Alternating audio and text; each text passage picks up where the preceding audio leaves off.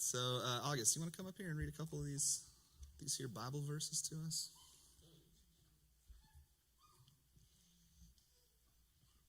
All right. Yeah, you got to stretch before you read. There you go.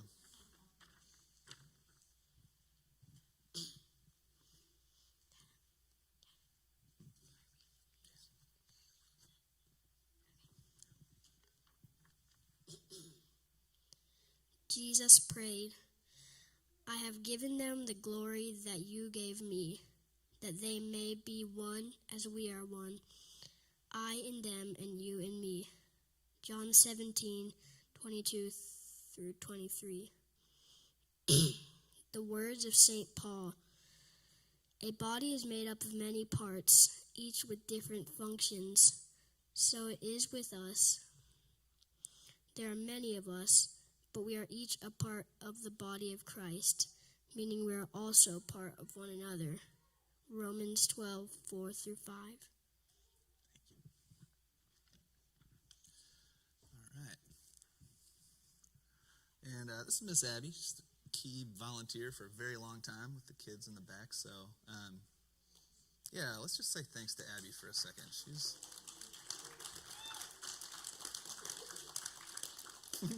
one of the most,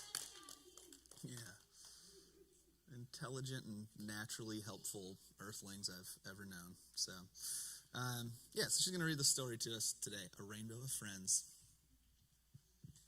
Good morning. All right. How many of you have friends? Yeah, right. Okay, that's good. How many of your friends are the same? They do everything the same way that you do. You have friends that do exactly the same thing you do, Asher? Okay, cool. Well, this story is lovely, and it's called A Rainbow of Friends. A rainbow of friends is the vision we see when we think about peace and world harmony. Are all of them the same in that picture? Sorry, Ben, I was just thinking about it. Were all of the friends the same in that picture? No. Some friends are funny. Some friends are stars. Some friends wear clothing that's different than ours. But all friends are special and add in some way to the richness of life, how we think, what we say. A rainbow of friends is a dream we can share, where everyone's treated with kindness and care. A friend may be challenged in movement or speech. A friend may be distant or difficult to reach. Still, each friend is given a share of our hearts, so no one feels different, unloved, or apart. A rainbow of friends is a chance for us all to help one another when we stumble or fall. We all have our interests. We all have our views. We all have our strengths and our weakness too. And though we may wander a bit wide or far, our friends still accept us the way that we are. A rainbow of friends is a bonding together that eases our journey through all kinds of weather.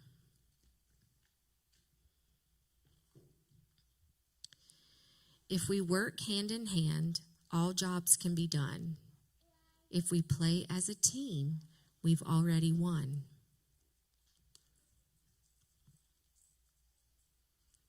So reach out with love to the people you meet and offer a smile to all those you greet. The world is a family whose happiness depends on a circle of caring, on a rainbow of friends. So when you hear that, okay, Arlo, I see your hand. What were you going to say? Can it only be 7 friends? Because Well, I think, of course, you can have 7 friends, but I think the moral of the story is more of how we're all different. It doesn't matter that we're all different. We can still be friends, right? Even if we don't believe the same thing. Yes. You know, Kit had that same question this morning when she was looking at the cover, and she was trying to find all the colors of the rainbow. But I think all of us are unique, right? There's not one person in this room that is exactly alike.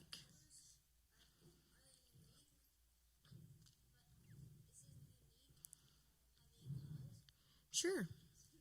It's however you want to see your friends. It reminds me of something Mr. Corey said when he was up here on the stage, and he said, everywhere I look, I see your face. And Evan responded with God's in everything, and then Miss Betts responded with God's in everyone. So even if somebody doesn't look like us, right, they still have God in them, right? So we need to love everyone no matter the way they look, how they talk, how they dress, their activities that they like. Even that bee, we have to love the bee. The bee is our friend, even though they scare me to death. Can you be Bobby? Sure, the bee can be Bobby. Bobby the bee. Bobby the bee.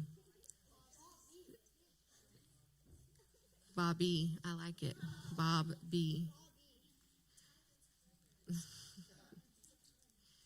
Yeah. So just for us to remember that it's okay for us to have a rainbow of friends, and it's okay to accept others no matter what they're like. Yeah. It's a beautiful book.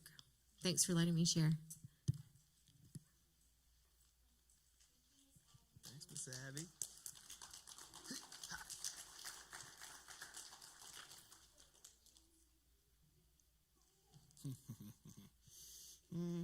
What's it mean to be a friend with somebody? Oh, this next section, this is open. Anybody can answer. Children, adults, pets, whatever we got in here. What's it mean to be a friend? What's a friend like? Kit? When you and somebody get along together. Yeah. Nice. Getting along, somebody to trust, Jaja. Somebody who's kind to you. Yeah. August. Somebody who's by your side the whole way. Yeah. Somebody you spend time together. Somebody who hangs out with you. Somebody who stands up for you. These are great answers. Anybody else? What's it mean to be a friend? To have somebody to be with. Somebody helps you feel like you're not alone. That's nice. Yeah. They can all be different. Yeah. That's probably a good place to ask the next question. So have you found in life that there are some people that it's like really easy to be friends with, and that there are other people that it's really challenging to be friends with? Have you noticed that about being a person? What makes it challenging? What makes friendships challenging? What are some things? Wow. Somebody doesn't, like if somebody can't reciprocate the love. Yeah.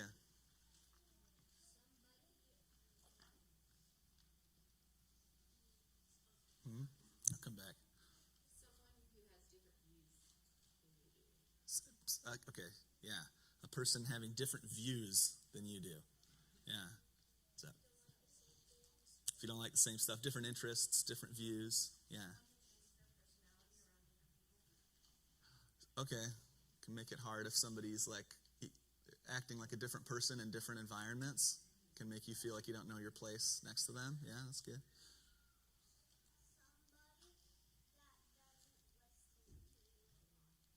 when somebody doesn't listen, that does make it hard. Yeah, think of something. Somebody who loses interest in what you do. Yeah, those are similar. That's really, it's true. Yeah, sometimes somebody that it seems. Yeah.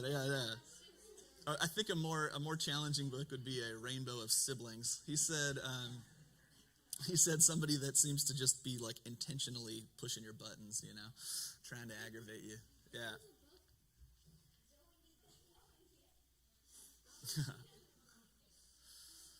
Okay. All right. So I have a couple of comments and questions. You guys good? You with it?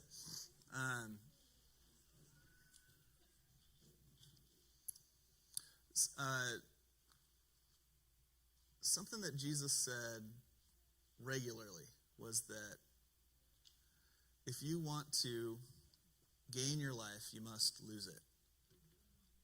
That if you want to keep your life, you have to give it away. That if you hang on too tightly to your life as it is currently, you'll actually kill the thing that you're trying to save. But, could somebody kick that door closed? But he also said that if you hang on to it too tight, if you cling to it too tight, as it is, then you'll actually kill the thing you're trying to save. But if you give it away, reckless in love is how one of the translations says. Give it away, reckless in love. Then you'll have it. You'll have real life, and you'll have it forever and eternal. And so I think that, I guess, what do you hear in that? I heard you guys going, what? Huh? I know, it's kind of far out. What do you hear in those words? How do you understand that? What's up? If you give away your life, you just die. Yeah. How else can we understand what he might mean? You have to give to get. It's like a flow that's happening. Yeah, you can't just keep and take, right? Or it all gets all jammed up in here.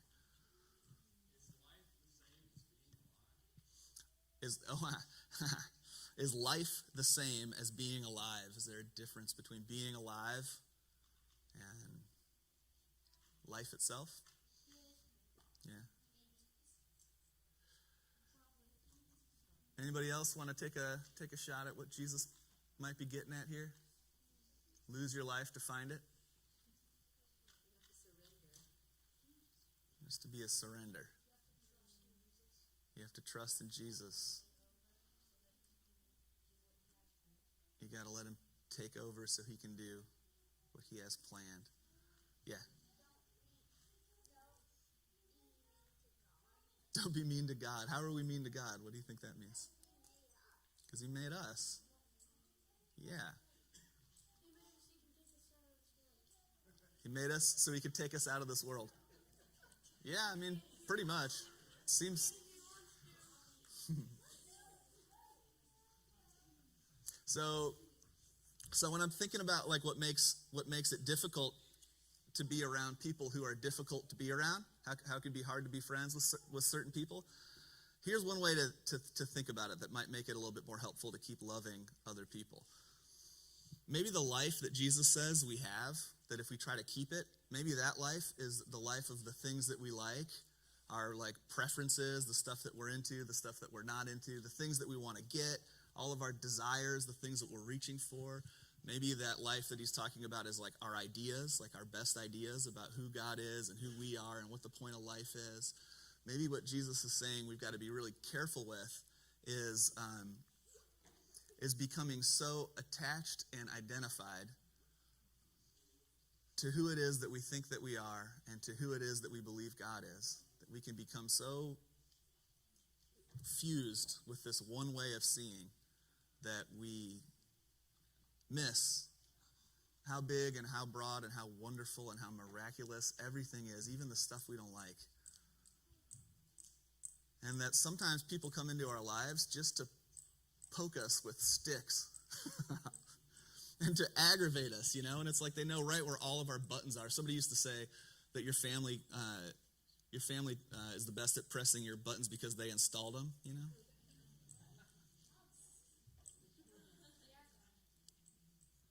And so maybe when our buttons are pushed and somebody's driving us crazy, and the last thing we want to do is be anywhere in the near vicinity of this person, and it starts to feel like they're the problem, life would be all right if they would just change this, that, or the other.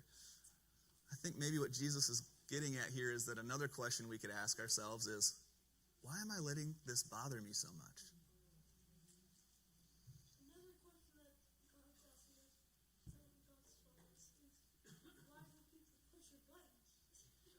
Why? Yeah. Yeah? Because they want to annoy you? What if the whole thing, just try this on for a second, guys. Give me 1 second, and then we'll move on. Yeah. Because they just want attention. Yeah, that's true. Have you ever heard that thing, like any attention is good attention? You know, I think most of us would prefer loving, attentive, listening, caring, praising.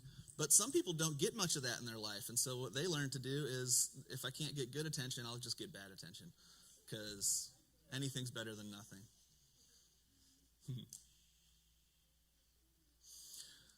So a way to make peace with a rainbow of friends is to realize that we're going to see things the same as one another with some people, and we're going to see things radically different with other people. And what the scriptures seem to keep saying, what this book says, is that there's a place of harmony where there's actually peace in the world, where when we begin to realize that we can have very different ideas and still be friends, that there can be even like core things that we disagree about, and rather than it ending in an explosive argument, it can end with interesting, I've never thought about it that way.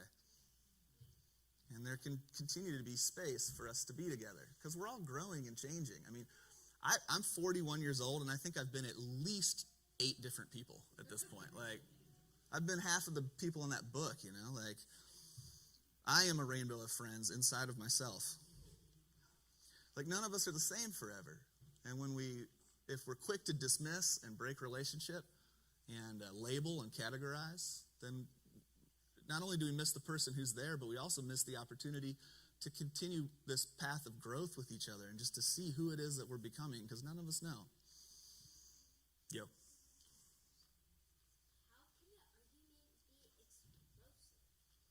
Oh, boy. Pretty much, yeah. Sometimes what happens is you've got a personality self-destruct button. All right, so you've got this thing, and it's built around your personality, and you've got to keep your personality in order, because without your personality, how are you going to make it through life? And there's this explode button right there on the outside of it. But then listen to this, just past that explode button is a bigger explode button, and it doesn't actually work, but what it does is it makes your personality get really angry. And you explode. And the reason you do it is because you don't want to have to look at what the person's telling you to see if it's true, because it's threatening something too deep. Pretty much. I mean, that's what happens to me. All right, let's finish up. You guys are doing great.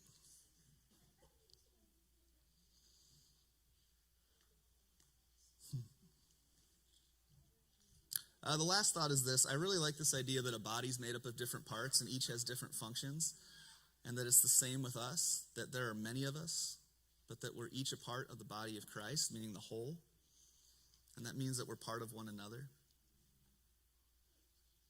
And that if you think about an ear does a really good job at being an ear, but if your ear decided that it wanted to be your finger, because your finger gets more attention, and your ear refused to do ear stuff and would only do finger stuff,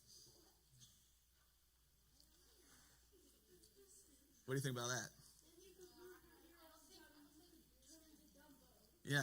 Or what about like your ACL? You're like, your ACL's like, nobody ever talks about me unless I break. But everybody likes the eyes, so from now on I'm being eyes. You're not doing, yeah. And the whole system suffers.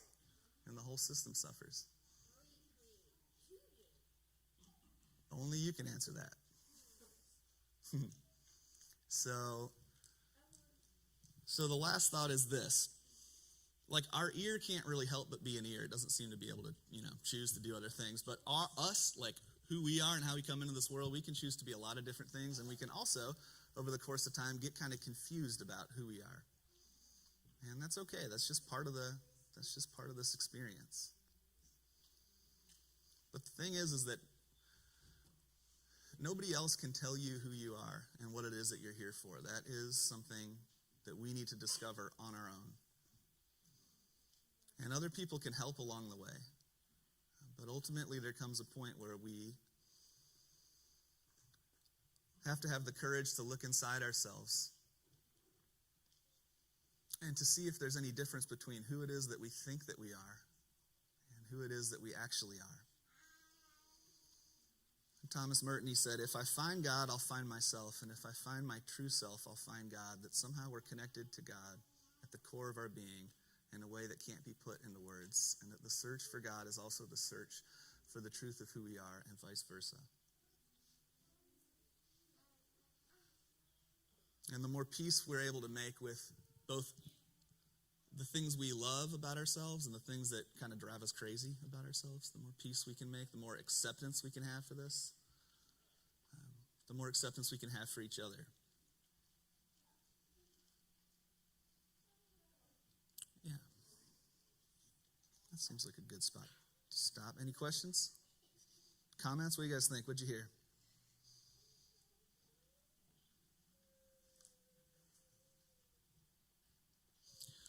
All right, well, let's do this. If you guys, kids here on the floor, if you could return to your families of origin, your parents, caretakers. Yeah, you can come up here. Yeah, I got to get you a stool.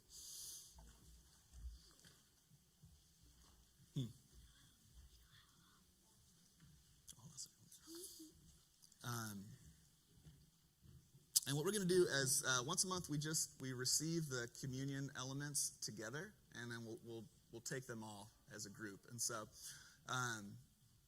they're located right up here. There's bread. Do we have wine up there today too? You got juice and wine? Just juice. Oh, it's a candle. Okay, you can toast. No, don't toast your bread. You come up, grab a piece of bread, dunk it in the juice, and then return to your seat, okay? And we'll try to hold it until everybody has the elements, and then I'll lead us through receiving them together. Also, when you're coming up here, watch out for this rug. It has a lump right in the middle of it that won't resolve, so don't trip. Be careful.